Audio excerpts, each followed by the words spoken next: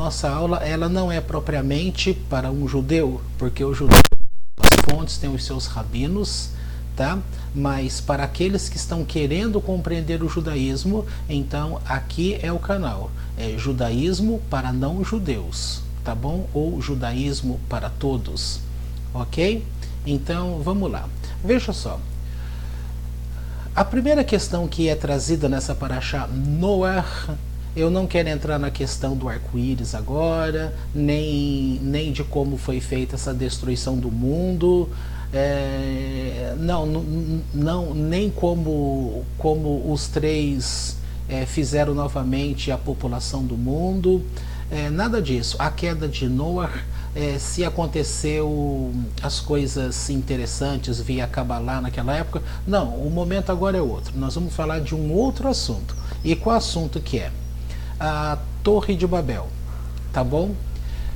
Nós somos acostumados, na nossa gíria do dia a dia, quando a gente está conversando com alguém, veja só, no seu departamento, seja em família, seja lá na escola, com um grupo de amigos, ou seja, qualquer tipo de conversa. O que ocorre quando você está tentando trazer uma ideia, passar um assunto, e você percebe que as pessoas não te entendem, não estão te entendendo, elas não entendem, ou com quem você está conversando não te entende, você fala assim, olha, nós não falamos a mesma língua.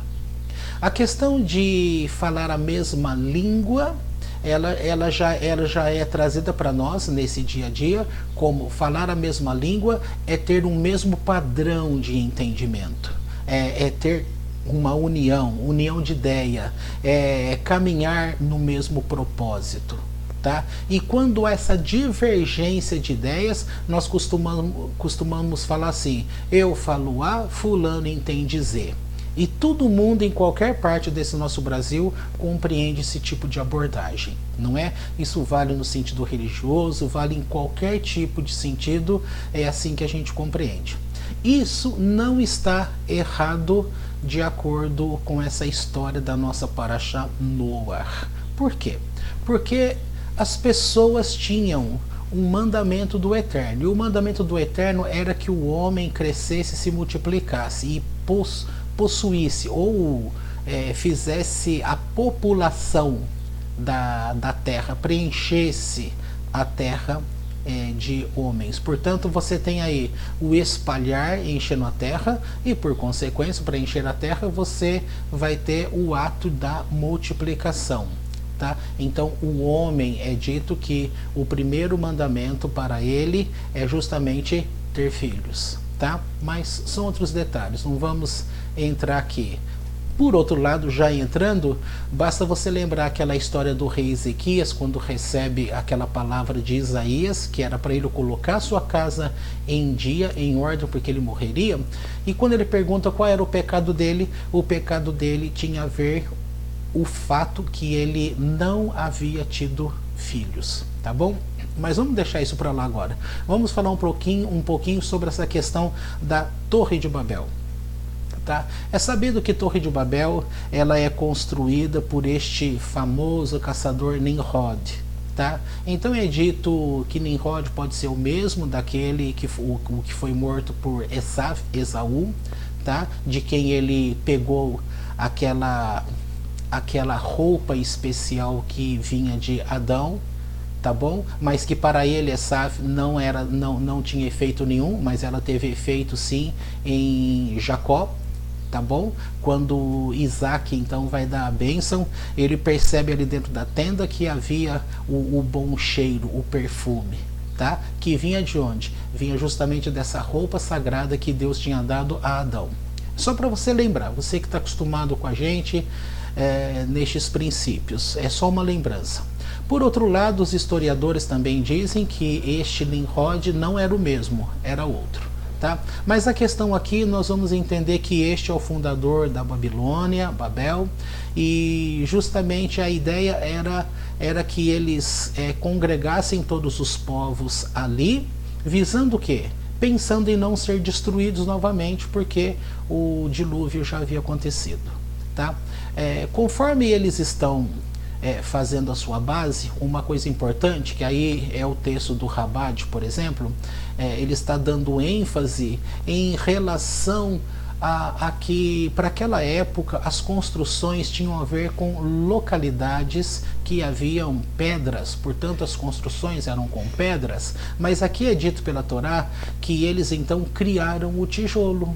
E nessa criação do tijolo, eles valorizaram a sua criação em detrimento à criação de Deus. Tá? Isso é uma inferência, não é algo que o texto está dizendo com tanta força. Inferência, que eles valorizaram o ato criativo, o ato tecnológico do homem. Portanto, conforme eles criaram este tijolo, colocando no forno, sendo barro por argamassa, e eles perceberam e começaram a valorizar que o tijolo era melhor do que as pedras. Ou seja, o homem é melhor do que Deus. O homem é o seu próprio criador.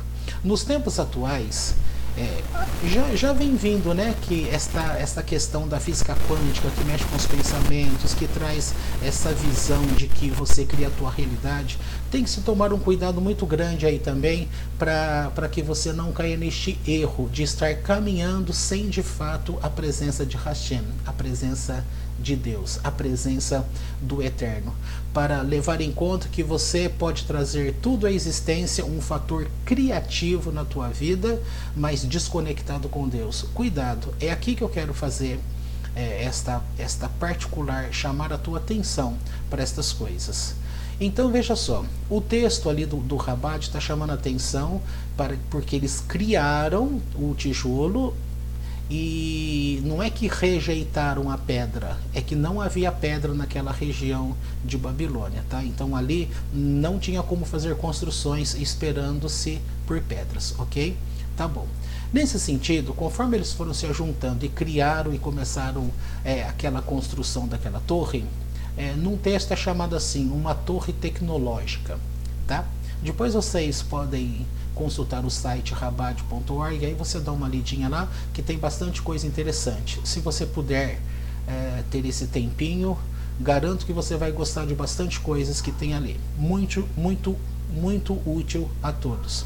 Então veja só, conforme eles estão se ajuntando no mesmo lugar, eles começam a descumprir a informação que o Eterno disse que era para preencher a terra. Então já está aqui um erro. Outra coisa importante que é dito, mas agora é pelo Midrash. O Midrash diz que conforme eles falavam uma mesma língua e eles estão construindo, e conforme vai crescendo aqueles patamares, quando uma pessoa caía de lá e morria, ninguém dava atenção. Agora, quando um tijolo caía, então eles é como se entrassem em luto, choravam pelo tijolo que foi perdido, porque um tijolo a menos significaria que eles estariam no mesmo fadado a ficar no mesmo lugar, parando a sua história, porque a ideia eles queriam era subir, subir, subir, para que tivessem autossuficiência, ou alcançasse os céus, ou alguma irresponsabilidade, entre aspas, contra o Eterno, contra Deus. Quem sabe? Aí são várias interpretações.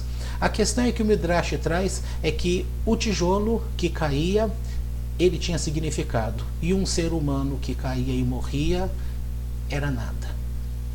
Parece que isso tem a ver com poder, é um jogo de poder. E aqui eu queria trazer atenção a vocês justamente por aquilo que nós estamos passando no nosso Brasil em termos políticos. O que está ficando claro? Não que isso seja hoje, sempre houve, mas está ficando mais claro para nós hoje essa questão política no nosso país. Porque nós temos um presidente que ele tem declarado textos bíblicos e tem declarado que ele ama a Deus, tá bom? Quando uma pessoa declara que ama a Deus e ele também tem se sentido como um enviado de Deus para fazer o seu trabalho, ou seja, então ele tem um ideal, ele tem um sentido, ele estabeleceu um sentido para a vida dele, entendeu? O que tem acontecido? Igual foi ontem a reportagem da Rede Globo, que tentou associar o nome do nosso presidente ao crime da Marielle, essa confusão toda que deu, e problemas que eu já tinha comentado, o senador Cajuru falou como ali dentro ele vê senadores e deputados, o quanto eles odeiam o presidente, o quanto eles querem derrubar o presidente, e ninguém está preocupado com as pessoas, o ser humano. Ninguém está preocupado com o ser humano do nosso país, a melhoria do nosso país, o crescimento econômico do nosso país, tá? Os investimentos que vai trazer emprego para as pessoas, os seus filhos, os nossos pais, as nossas vidas. Como que nós vamos ter condições financeiras se não há emprego, e se o país não tem rendas, como que ele vai manter suas estradas, os hospitais, as escolas, pagamento de profissionais, etc, etc, etc. Então este sentido em que os juízes do STF, o Congresso Nacional formado pelos senadores e deputados federais, as demais bancadas políticas municipais, que são prefeito e vereadores, e estaduais, que é governador, prefeito, governador e a Câmara de deputado estadual, quando essas pessoas elas se voltam contra o presidente, que quer fazer algo de novo para o nosso país, cortar a corrupção, tirar essas pessoas que estão desgastando dinheiro, mandando dinheiro para fora em nome de um ideal político comunista, tá? Como que a gente encaixa no que nós estamos vivendo? Eles estão querendo o quê? Eles estão olhando para o poder, eles estão olhando para eles próprios, para o ideal deles, e não estão nem aí com a população, não estão nem aí com o ser humano. Então aqui eles estão de olho no tijolo e não estão ligando para o ser humano. Agora, nós devemos estarmos preocupados com o ser humano, com a construção, com aquilo que de fato vale a pena. Nesse tempo em que ocorreram estas coisas, o Eterno então tomou conselho com os seus anjos, com as cortes, tá? E aqui vamos lembrar, no nosso tempo de evangélico, a doutrina cristã sempre usou esse pedaço do texto para dizer que Deus estava consultando sua trindade, e o judaísmo não fala nada disso. Não pode ser trindade, porque Deus é um só. Tá bom? Deus, como nós vemos pelos ensinos dos sábios, ele toma decisão sozinho em alguns momentos, mas ele costumeiramente toma decisões no sentido democrático. Ele abre para a corte celestial, tá bom? E ele, portanto, nesse momento ele está abrindo para a corte celestial, falando com os anjos, dizendo, vamos descer até lá e vamos ver o que é isso, o que eles estão fazendo, o que eles estão fazendo com o ser humano, que tipo de ideal eles estão levando avante, como eles estão trazendo a morte em detrimento à vida. Vamos descer lá e vamos fazer uma coisa, vamos confundir um ao outro para que não falem mais a mesma língua. E aí, para paralisar tudo isso, eles começaram a ter dificuldade. Então, nesse sentido, são criadas as 70 nações, as 70 línguas, tá bom? Daí se supõe que uma língua só, falando uma língua só, você tem convergência, você tem união, você está no mesmo sentido. Por isso, em alguns momentos, a Torá, ou a Bíblia como todo, ela disse, por exemplo, poderão andar dois juntos se não estão em conformidade? Tá certo? Sobre a linguagem do casamento, há um texto famoso no Novo Testamento atribuído a Pedro, quando ele diz que num casamento, quando há uma briga entre os dois, que a oração deles não sobe diante de Deus, tá? Usando outros exemplos, são coisas diversas, mas a ideia aqui eu acho que você já entendeu. O ponto é que nós percebemos essa linguagem de que quando há união, nós falamos a mesma língua, quando há convergência, mas quando há divergência, quando estamos em propósitos diferentes, não falamos a mesma língua. Então, neste sentido, o Brasil, na pessoa do presidente, ele tem um sentido para estabelecer o Brasil nos trilhos, no caminho de responsabilidade, numa presença divina, andando com Deus. E as demais pessoas querem o poder, elas querem o tijolo, elas não querem a pedra, elas não querem a criação de Deus, querem o tijolo, querem o poder, querem fazer as coisas. Então é necessário que haja uma confusão nas línguas. Tá bom? Isso a gente está vendo claramente no plano político.